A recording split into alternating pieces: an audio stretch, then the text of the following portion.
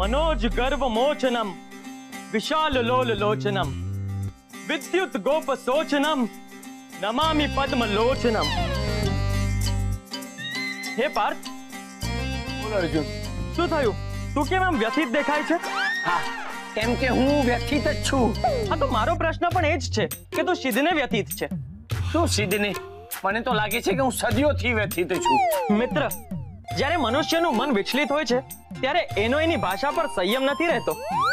મારી બાબતમાં છે ને વાત અલગ છે. બધી જ મુશ્કેલીઓ સંયમ તોડીને મારા માથા ઉપર તૂટી પડી છે. હે પાર્થ, બોલ ને અર્જુન. ક્લેશ માત્ર પણ ભય પામીશ નહીં મિત્ર, હું તારી સાથે છું. હે અર્જુન, આ બોલું ને તમારા માટે બહુ સહેલું છે. જે કૃષ્ણના શરણે છે એના માટે કશું પણ અઘરું નથી મિત્ર. અરે ભગવાન શ્રી કૃષ્ણ માટે તો મારી સમસ્યા પણ બહુ અઘરી છે. પણ એવું બનવું અસંભવ છે મિત્ર. કળિયુગમાં બધું જ સંભવ છે મિત્ર. હા, પરંતુ શ્રી કૃષ્ણની શક્તિ વિરાટ છે મિત્ર. એમને બાળપણમાં કાલી નાગનું મર્દન કર્યું હતું. કિશોરાવસ્થામાં કંસના અહંકારનો યોગ્ય ઉત્તર આપ્યો હતો. દ્રૌપદીના ચીર પૂર્યા હતા. માટે તું શ્રી કૃષ્ણ પર શ્રદ્ધા રાખ મિત્ર. હે અર્જુન, આપની વાત ખરી છે. હું શ્રી કૃષ્ણ ભગવાનનું અપમાન નથી કરી રહ્યો, પણ મને લાગે છે કે મારું નસીબ જ એટલું ખતરનાક છે ને કે મને શંકા છે કે શ્રી કૃષ્ણ ભગવાન મારી મદદ કરવા માંગતા હોય ને તો એ મદદ મારા સુધી પહોંચશે પણ નહીં. એવું કેમ બને મિત્ર? ઠીક છે, તો મને એમ કહો કે ભગવાન શ્રી કૃષ્ણનો તમારી પાસે કોઈ કોન્ટેક્ટ નંબર છે, ઈમેલ આઈડી છે? પુનઃ ઉચ્ચારણ કર મિત્ર, તારી અપેક્ષા શું છે? મારો કહેવાનો મતલબ છે કે ભગવાન શ્રી કૃષ્ણનો દૂરધ્વનિ યંત્ર ક્રમાંક છે. મિત્ર, તું કોઈ વિચિત્ર સાધનની અપેક્ષા કરે છે. દૂરધ્વનિ જે નજીક હોય એની માટે દૂરધ્વનિ જેવા શબ્દનો પ્રયોગ શા માટે? તમારો તો શ્રી કૃષ્ણ સાથેનો ખૂબ નજીકનો સંબંધ લાગે છે. કેમ? તો શું તારા માટે નથી? મિત્ર, ભગવાન તો દરેકના અંતરમાં બિરાજમાન હોય છે. ઠીક છે, આ પણ ઠીક છે. તો કર કૃષ્ણને પોકાર પોતાની મદદ માટે. જવા દો ને, આટલી વાતમાં શ્રી કૃષ્ણ ભગવાનને બોલાવવાની જરૂર નથી. કેમ એમ? અરે ભગવાન પણ કેટલીક બાબતોમાં કશું નથી કરી શકતા ભાઈ. પુનઃ ઈશ્વર પર શંકા. ભગવાન માટે ના બને એવું કશું જ નથી હોતું મિત્ર. બને અર્જુન, બને. એમનાથી પણ ના બને ને એવું ક્યારેક બને. હવે આ ભારત પાકિસ્તાનની સમસ્યા જ લઈ લો ને. હા, નથી મળતું ને સમાધાન, તો નથી જ મળતું ને. પાકિસ્તાન આ તે કોઈ નવો પ્રદેશ છે કે કોઈ વ્યક્તિનું નામ છે? धन्य भाग प्रभु, मेरे धन्य भाग. आपके पैर का है नहीं, मतलब आप शीर्षासन कर लीजिए, आपके पैर के मैं दर्शन कर लूं. મંગલ ભવસ્તુ. अर्जुन, મને એક વાત કહો. અવશ્ય મિત્ર. તમે મારી કોઈ સહાયતા કરી શકો? હા, તમારી સમસ્યાનું વર્ણન કરો મિત્ર. વર્ણન કરું તો સાંભળો. મારી સમસ્યા છે ને,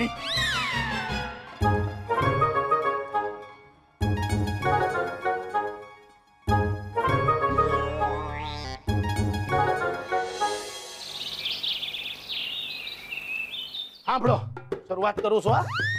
હે અગર દુશ્મન છે, અગર દુશ્મન જમાના ગમ નથી, કોઈ આવે કોઈ હમ કિસી સે કમ નથી લ્યા. લ્યા પરથી શું ગાવું? લ્યા લ્યા લ્યા લ્યા લ્યા લ્યા લ્યા લ્યા લ્યા. હું લ્યા માંડ્યું છે, તમારે હ પરથી ગાવાનું છે. લ્યા પાછું લ્યા આપ્યું. ભલે ક્લિયર કરી નાખું છો. લ તમે મારા માટે રાખો અને તમે હ પરથી ગીત શરૂ કરો. ચાલો. ઓકે, તો ફાઇનલી એક્ચ્યુઅલી અમારે હ પરથી ગાવાનું કે લ્યા પરથી? હ કીધું ને. ओके. हम है राही प्यार के, हमसे कुछ न बोलिए. हम है राही प्यार के. લ્યા આમાં લ્યા ક્યાંય ના આવે. ઓકે, લ્યા. हम है राही प्यार के, हमसे कुछ न बोलिए. जो भी प्यार से मिला हम उसी के हो लिए.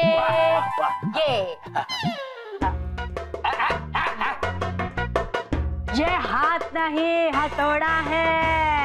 बंदरा उसको फोड़ा है, संभाल के रहना मेरे बीड़ू, किसी को नहीं छोड़ा है।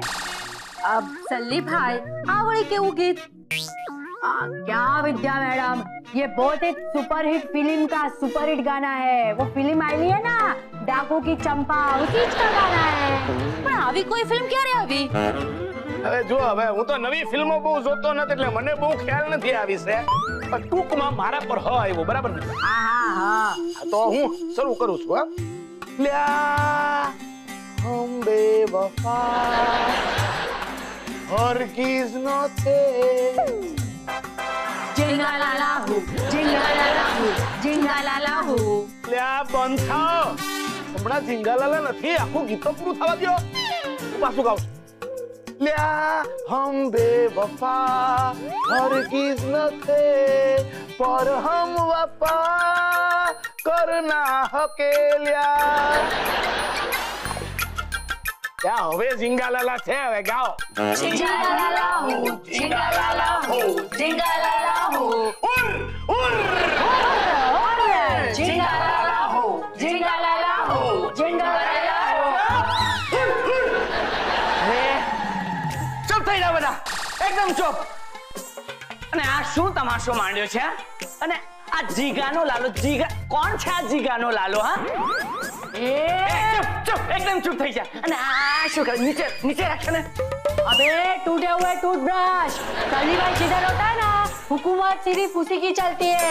अपन को कोई हुक्म नहीं दे सकता, हुक्म दे सकता है तो सिर्फ एक ही आदमी, वो है सल्ली भाई, खुद समझा? અરે એ આખી ભાખરી બંધ કર તારી આ દાદાગીરી. અને આ સલ્લીભાઈ છે ને તેલ વેચવા ગયો. સલ્લી ભાઈ બિંદાસ કરો દાદાગીરી. હું પણ જોઉં છું કે તમને કોણ રોકે છે દાદાગીરી કરતા. ફિલ્મ સ્ટાર વિજય એક ગુંડાને સપોર્ટ કરે છે. એમાં એવું છે ને કે સલ્લી ભાઈ મારી નેક્સ્ટ ફિલ્મના ફાઇનાન્સર છે. ઓ હું એ સપોર્ટ કરું છું આ સલ્લીભાઈને. અરે વાહ, તમે પણ કોઈ ફિલ્મ બનાવો છો? યાર ના, હવે ફિલ્મ નથી બનાવતો. હું સલ્લીભાઈને હું કામ સપોર્ટ કરું ખબર છે? કારણ કે સલ્લીભાઈમાં જીગર છે, જીગર. ને આજકાલ છે ને આ દુનિયામાં જીગર વાળા લોકો બહુ ઓછા જોવા મળે. સલ્લીભાઈ તું મેરે में दम है, दम. એ આ જીગરે ને તમે તો મારા નાકમાં દમ કરી નાખ્યો છે. देख लिया बे ढक्कन, अभी तू चाहे ना तो भी अपन से वो पेंडालुलुम नहीं ले सकता है, क्योंकि अपन के पास पावर है, फाइनेंस है, जिगर है, दम है, पैसा है. तेरे पास क्या है बोल? મેરે પાસ મારી પાસે શું છે? बोल बोल, तेरे पास पता है क्या है? बाबा जी का ठुल्लू. एक मिनट, मेरे पास बुद्धि है, बुद्धि, और जिनकी मदद से मैंने पेंडुलम बनाया है. बुद्धि?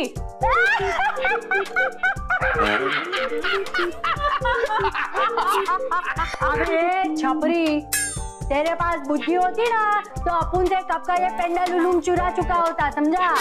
एम तो सल्ली भाई मैं आपको चैलेंज फेंकता हूँ कि आज के आज ही मैं अपना पेंडुलम आपसे वापस लेकर दिखाऊंगा, और वो भी आज के आज. मैं अभी आता है. ओ हेलो, આ કપડામાં બહાર ક્યાં જાય છે? तो मैं तो नाइट सूट पहरे છું, ब्रश પણ નથી કરતો. ठीक है, तड़का आएगा ना उसके बाद मैं अपना पेंडुलम लेके दिखाऊंगा, याद रखना, याद. चल फोड़ इधर से, फोड़. हाँ तो विद्या मैडम आपके ऊपर कायला है, कैसे गाना गाओ? को कोई कहे कहता रहे कितना भी हमको दीवाना, हम लोगों की ठोकर में है ये जमाना.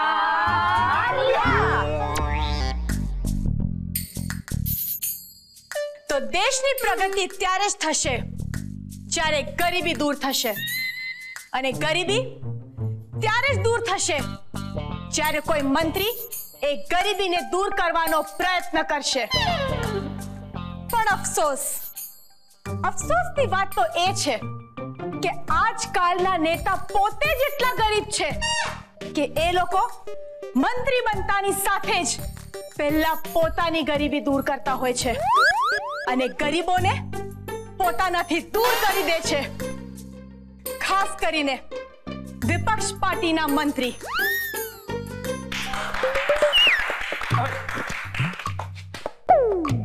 મેડમ બંધ કરો તમારું આ ગરીબી હટાવો ભાષણ. અરે અત્યારે હું એક સમસ્યામાં છું, એમાં મદદ કરો ને મને. મને તારી સમસ્યા ખબર છે અને એ વિશે હું જરૂર કંઈક કરીશ, એ મારું વચન છે. પણ મારા ભાષણને આમ તમે વચ્ચે અટકાવી નહીં શકો. એ મૂર્ખ જવાન, ગરીબી જ આપણા દેશની સૌથી મોટી સમસ્યા છે, એટલે તું તારું ડાપણ આમ વચ્ચે નહીં દોડ. અરે મેડમ, તમે ભાષણ ચાલુ રાખો પ્લીઝ. તમે શું કહેતા હતા? હા, તો હું એ કહેતી હતી કે વિપક્ષના લોકો ગરીબી દૂર નથી કરતા, પણ ગરીબોને જ દૂર કરી નાખે છે. બધા ખરા સંપીને આ બોરિંગ ભાષણ સાંભળી રહ્યા છે. કારણ કે વિપક્ષના લોકોને દેશની ગરીબી જોડે કોઈ લેવા દેવા નથી. માતે આ વિપક્ષ એટલે?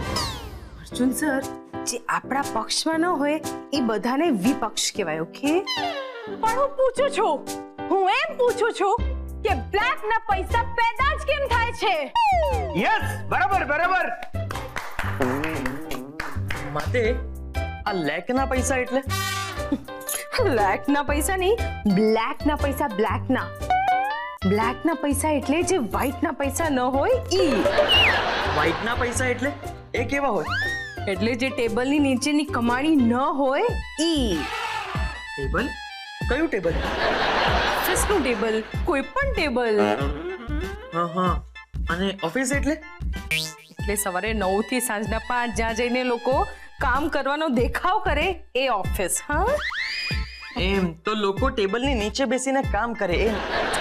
હા, કામ તો એ લોકો ટેબલની ઉપર બેસીને જ કરે, કમાણી ટેબલની નીચેથી કરે. પ્લીઝ પ્લીઝ, આમ અંદર અંદર વાતો ના કરો. હમણાં હું ભાષણ આપી રહી છું તો મારી વાત સાંભળો. તમારું બધું કન્ફ્યુઝન તમે પછી દૂર કરજો. હા, તો મારું ભાષણ પૂરું કરતા પહેલા હું વિનંતી કરું છું કે તમે બધા મને વોટ આપો. હું બ્લેક ના પૈસાની ધરપકડ કરીશ. આ મારો દાવો છે. ઓહો, આ સૌ અત્યારે જેમ ગરીબી વિરુદ્ધનું ભાષણ ધ્યાનથી અને સમથી સાંભળે છે ને, તેમ દિશા વિરુદ્ધ પણ એક થઈ જવા જોઈએ. કંઈક કરીને પણ આ બધાને સમજાવવું જોઈએ કે અત્યારે ખતરો દિશાથી છે. સાંભળો સાંભળો સાંભળો, એક ઇમરજન્સી પ્રોબ્લેમ આવી ગયો છે. જુઓ ભાઈઓ અને બહેનો, મેડમનું ભાષણ પૂરું થઈ ગયું છે. હવે મારી વાત પ્લીઝ ધ્યાનથી સાંભળો. આપણા દેશ ઉપર છે ને એક ભયંકર સમસ્યા આવી ચડી છે. એક દેશદ્રોહી આપણા દેશમાં ઘૂસી આવ્યો છે. દેશદ્રોહી? હા જનરલ સાહેબ, દેશદ્રોહી. અને એ દેશદ્રોહી પાસે એક વિચિત્ર હથિયાર છે, જેનાથી આપણા દેશના લોકોને એક પછી એક સંમોહનમાં એટલે કે હિપ્નોટિઝમમાં ફસાવીને પોતાની કઠપુતલી બનાવી રહ્યો છે. ઓહ, એટલે કે એ સલ્લીભાઈ પેલા પેન્ડ્યુલમ થી લોકોને હિપ્નોટાઇઝ કરે છે. હા મેડમ, એક મિનિટ મેડમ, જુઓ તમને બતાવો. આ જુઓ, આ છે દેશદ્રોહીનો ફોટો. તમે લોકો પણ ધ્યાનથી જુઓ. આ સલ્લીબાઈ ખતરનાક ગુંડી છે જે આપણા દેશના લોકોને હિપ્નોટાઇઝ કરી રહી છે. લોકો કેવા મૂર્ખ હોય છે કે આમ હિપ્નોટાઇઝ થઈ પણ જાય. ઓ શેઠ મેડમ, લોકો તો શું શું થઈ જતા હોય છે, શું વાત કરું તમને. જાગો જાગો, તમે લોકો જાગો, નહીં તો આખો દેશ હિપ્નોટાઇઝ થઈ જશે. આ સજ્જન જે દેશદ્રોહીની વાત કરે છે એને હું મળી ચૂકી છું. ખરેખર એ બહુ ખતરનાક ગુનેગાર છે. તો પછી એ દેશદ્રોહીને આ દેશમાં આપણે રહેવા નહીં દઈએ. હા, એને અહીંયાથી ભગાડીશું. ભગાડીશું નહીં, એને ઉખાડીને ફેંકી દઈશું. શું થઈ રહ્યું છે? હું કંઈ કરી શકું? શું આપણા દેશ પર કોઈ વિઘ્ન છે? એમ સમજો અર્જુન કે હવે હસ્તિનાપુર ઉપર દુર્યોધન રાજ કરશે. ના, કદાપી નહીં. શાબાશ વીર અર્જુન, શાબાશ. જુઓ, એ સલ્લીભાઈની ચાલમાં હું પણ એકવાર ફસાઈ ચૂકી છું, પણ આ વખતે આપણે બધાએ સાથે મળીને એ દુશ્મનને હરાવવાનો છે. મારી પાસે બ્રહ્માસ્ત્ર છે, ચિંતા કરવાની કોઈ જરૂર નથી. શાબાશ દોસ્ત, શાબાશ. પણ દુશ્મનને ક્યારેય નબળો નહીં ગણવાનો. એટલે આપણે બધા સાથે મળી અને પ્લાનિંગ કરશું કે દુશ્મન પર કોણ કેવી રીતે હુમલો કરશે. બરાબર છે જનરલ સાહેબ. અને આ તમે ઓપરેશન દેશદ્રોહીના ઇન્ચાર્જ છો, તો પ્લાનિંગ શરૂ કરો. યસ, પ્લાનિંગ શરૂ. તો સાંભળો.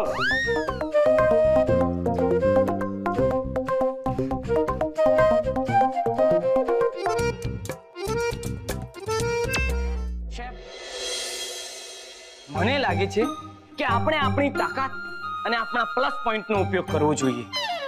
યસ, અને મારો પ્લસ પોઈન્ટ એ છે કે હું બહુ સરસ રીતે વાત કરી શકું છું. મેડમ, એક રીતે જોવા જઈએ ને તો નેતાઓના માઇનસ પોઈન્ટ છે. એ લોકો ફક્ત વાત જ કરી શકે છે. તું મને ટોન્ટ મારે છે? ના ના, હું તો સીધું જ કહું છું. સીધી વાત કરનારા મને પસંદ છે. Thank you madam.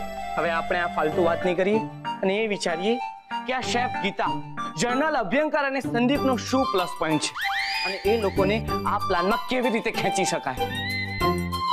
અભ્યંકર આર્મીમાં હતા એટલે દુશ્મનો વિરુદ્ધ કઈ ચાલ ચાલવી જોઈએ એનું પ્લાનિંગ એમને જ કરવા દેવું જોઈએ.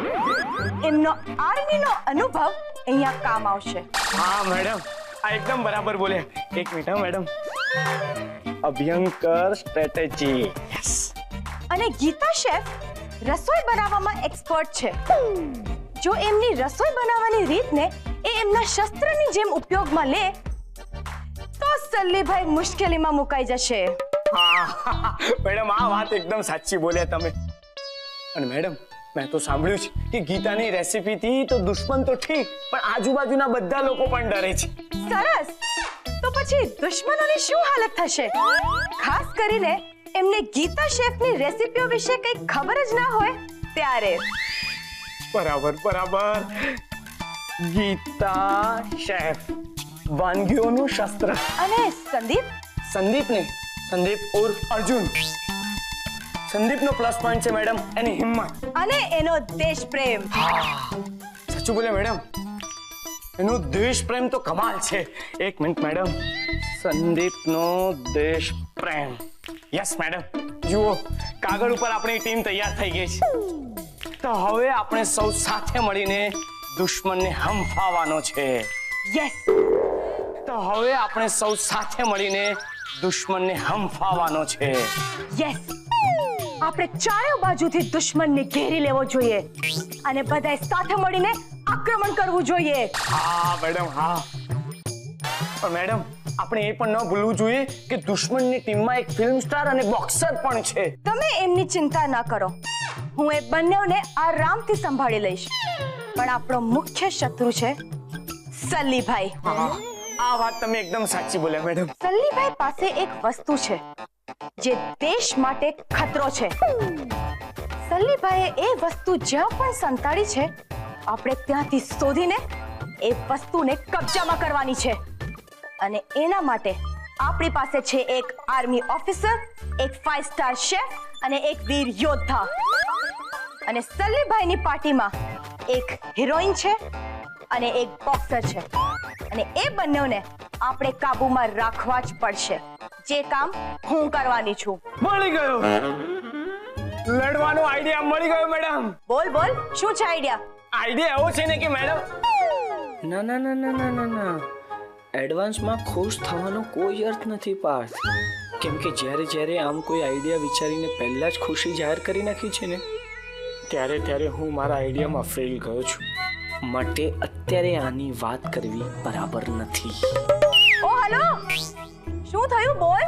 મેડમ હું બોલતા બોલતા એટલા માટે અટકી ગયો કે દિવાલને પણ કાન હોય છે. ઓહ હા, એ વાત તો ખરી. તો શું હવે આપણે આ આઈડિયા લિફ્ટમાં ડિસ્કસ કરવો જોઈએ? એ તો મુશ્કેલ છે મેડમ, આપણી આસપાસ ક્યાંય લિફ્ટ નથી. ઓહ, તો હવે આ આઈડિયા તું બાકી બધાને કેવી રીતે કહીશ? પણ અગત્યની વાત તો આઈડિયા છે. આઈડિયા મળી ગયો ને મેડમ, તો આ લિફ્ટનો પ્રોબ્લેમ તો ચપટી વગાડતા સોલ્વ કરી નાખીશું. વાહ, હું તારી બુદ્ધિથી બહુ પ્રભાવિત થઈ ગઈ છું. વાહ, thank you so much madam. તું જો મારી પાર્ટીમાં જોડાઈ જાય તો મારી પાર્ટીને તો ફાયદો થઈ જાય. Thank you so much. ખૂબ ખૂબ આભાર મેડમ. પણ અત્યારે તમારી પાર્ટીના સાઈડમાં મૂકીએ અને આ પાર્ટીઓ તરફ ધ્યાન આપીએ. આ પાર્ટીઓની જો મેં નોટ્સ બનાવી, તમે ચેક કરી લો એકવાર. બરાબર જો.